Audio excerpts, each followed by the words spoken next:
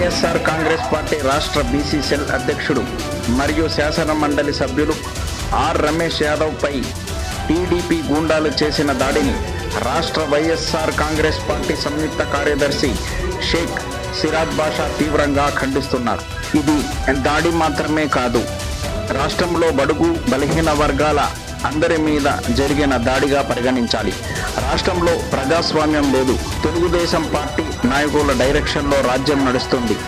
Pulivendula ZPTC by ఎలక్షన్లో ప్రజాస్వామ్య పద్ధతిలో కాకుండా అరాచక పద్ధతిలో గెలుపొందాలని చూస్తున్నారు. డబ్బు మద్యం విచ్చలవిడిగా పంపిణీ చేస్తున్నారు.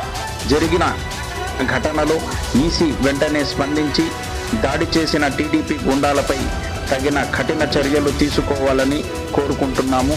రాష్ట్ర వైఎస్ఆర్ కాంగ్రెస్ పార్టీ సంయుక్త కార్యదర్శి షేక్ సిరాజ్ బాషా డిమాండ్ చేశారు.